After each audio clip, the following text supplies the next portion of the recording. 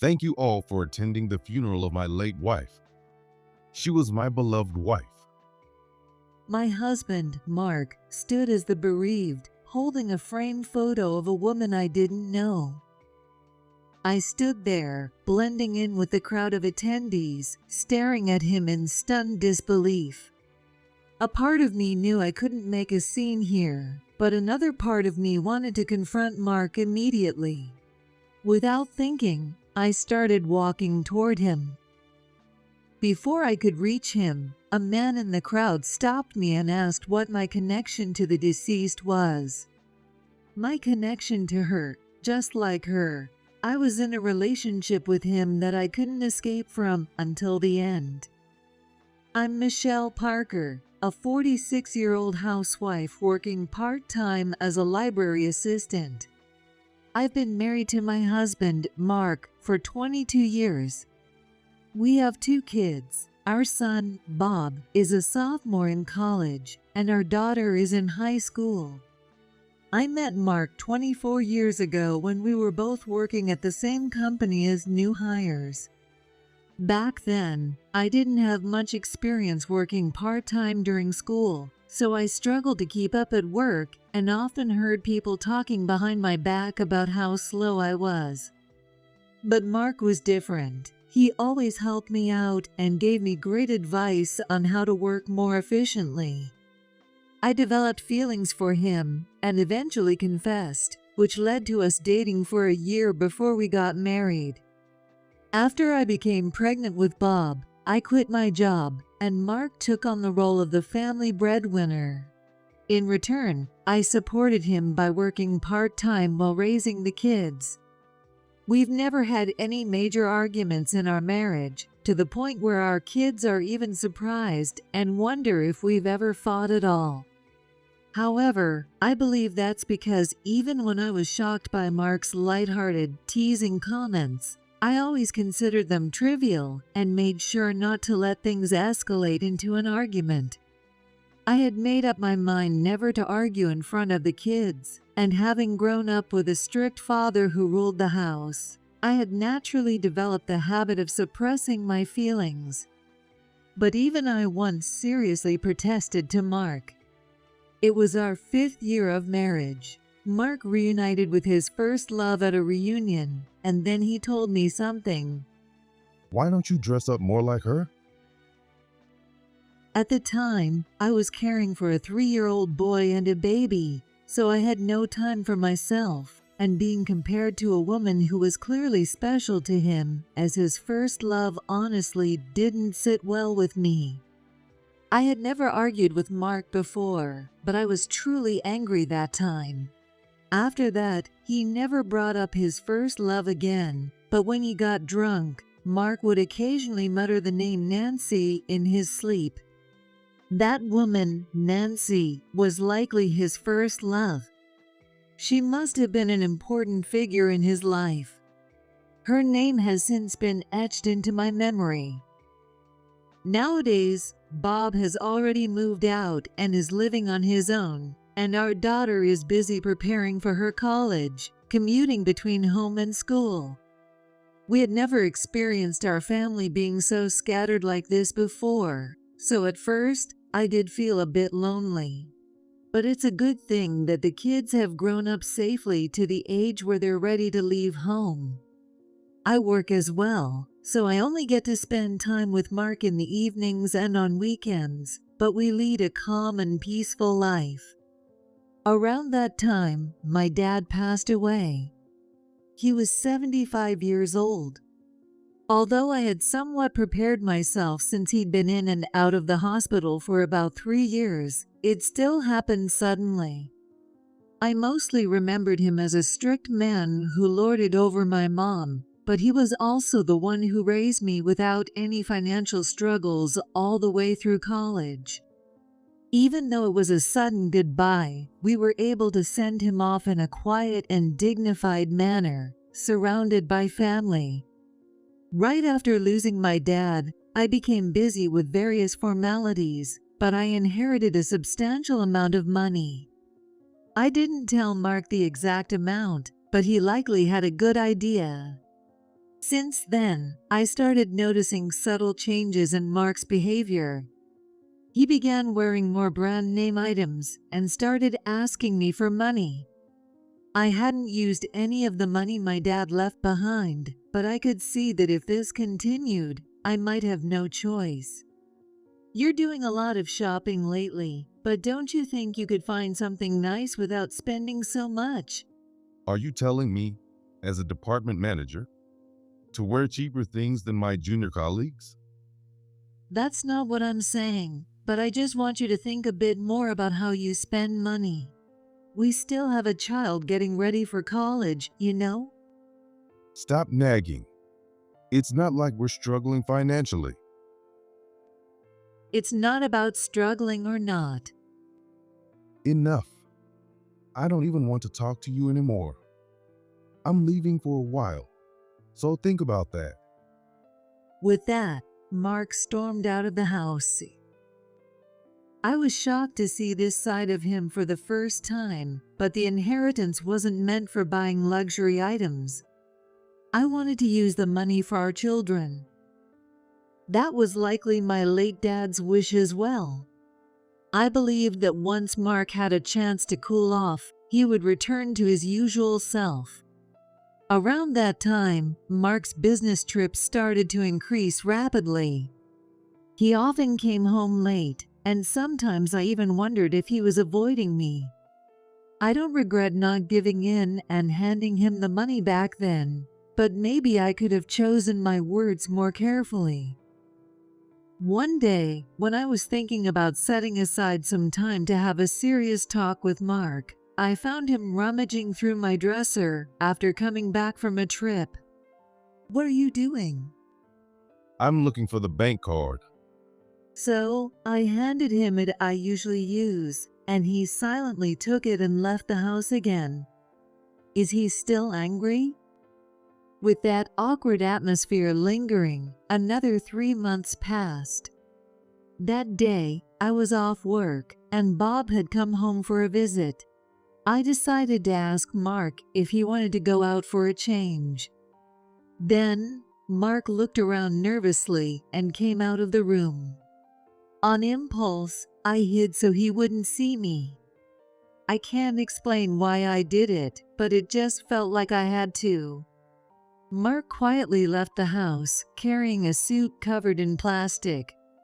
When I peeked into the room, I noticed that his black suit and tie were missing from the rack where Mark usually hung his suits.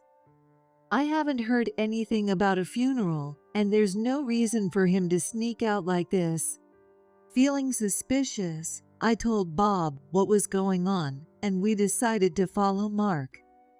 Thankfully, Mark's phone had a location app on it. Normally, I wouldn't pay much attention to it, but this time, it came in handy. After driving for 2 hours, we arrived at a funeral home. The deceased shared the same last name as us, Parker. I didn't hear anything about a relative passing away. With that thought, we parked the car and got out. Apparently, the deceased woman had just remarried 3 months ago. Hearing people around us whispering, "What a shame," made me feel uneasy. I thought that if it was one of Mark's relatives, I could offer flowers after the ceremony, but then Bob tapped me on the shoulder. What I saw next was unbelievable. Mark was standing in front of a microphone, holding a framed photo of the deceased and beginning his speech as the bereaved husband. Thank you all for attending the funeral of my late wife, Nancy. Although we had only recently remarried, she was my beloved wife, and that will never change. As I stood there in shock, listening to Mark's words, our eyes met. He stared at me and Bob as if he'd seen a ghost, hurriedly finishing his speech as the bereaved. The woman holding the framed photo of the deceased noticed his strange behavior and then glanced over at us. I wanted to confront Mark right then and there, but I also knew this wasn't the place to do something like that. I tried hard to suppress my feelings. However, despite my efforts, my body started moving toward Mark on its own.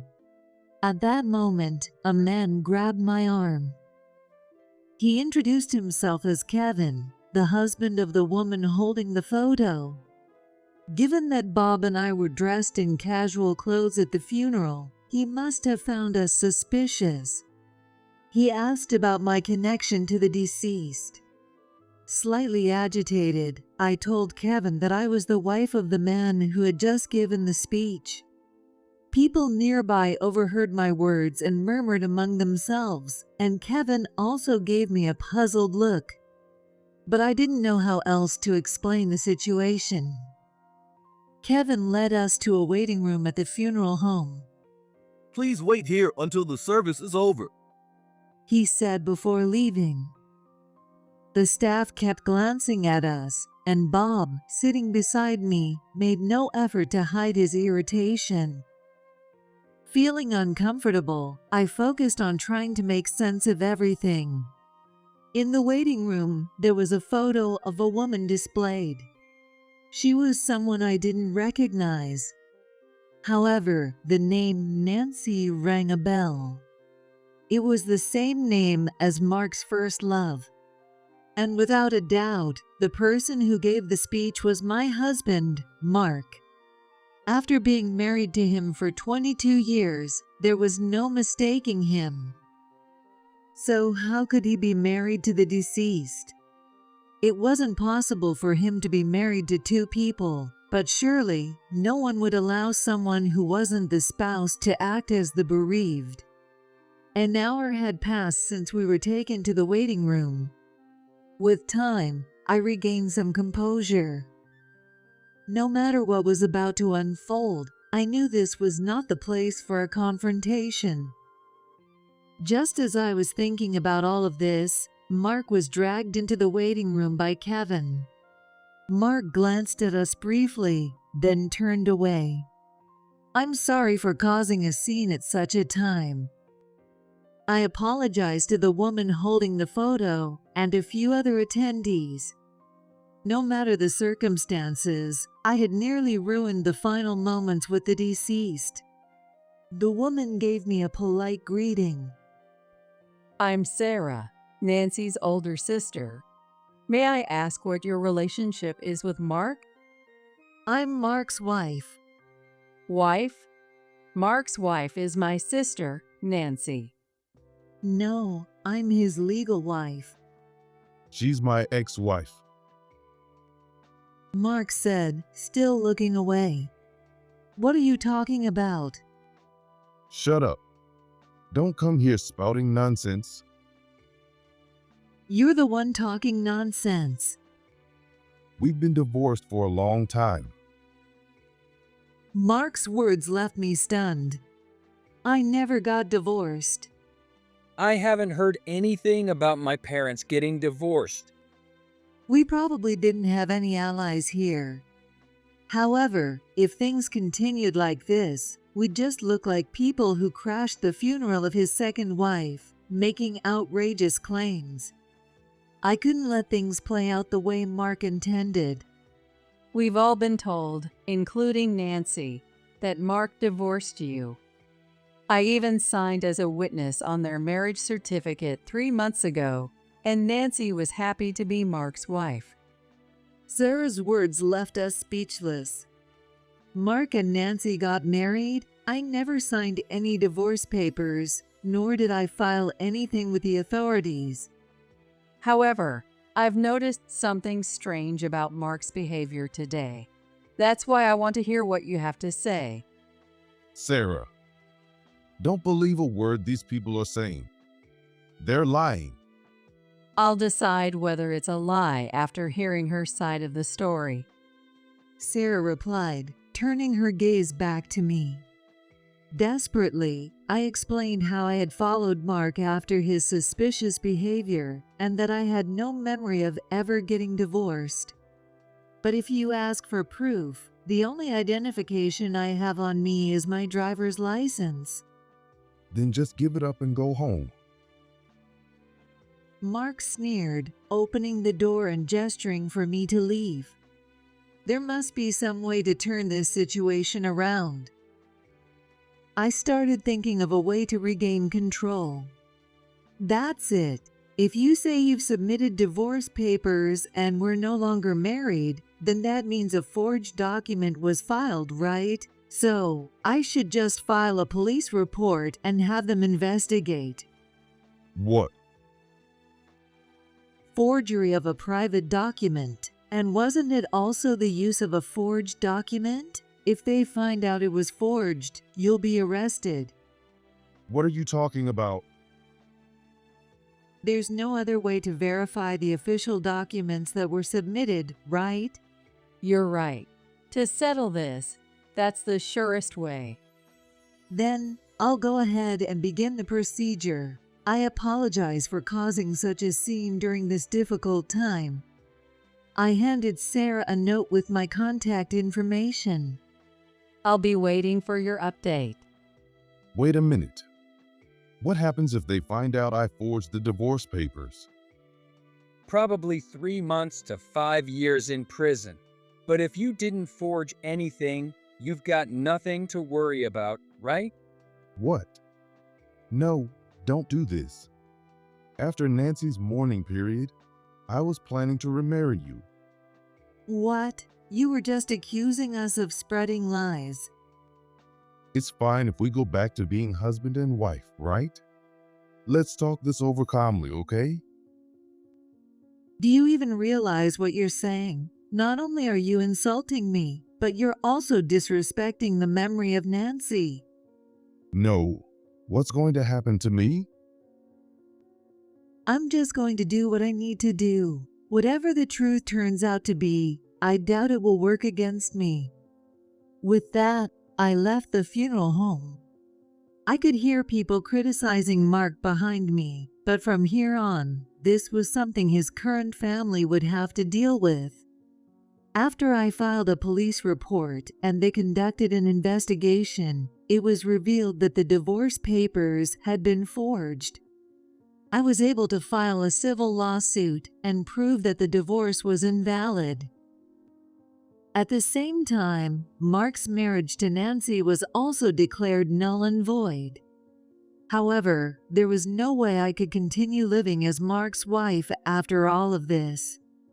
I filled out and officially submitted new divorce papers. Now truly my ex-husband, Mark, was arrested and prosecuted, losing not only his family, but also his position at work. He didn't want our divorce to become public because he couldn't let go of the inheritance from my late dad, and it turned out his marriage to Nancy was motivated by her inheritance as well. 6 months ago, when he learned that Nancy's health was declining, he lied to her about being single and proposed. I heard that Nancy, who considered Mark her first love, was overjoyed to finally marry him.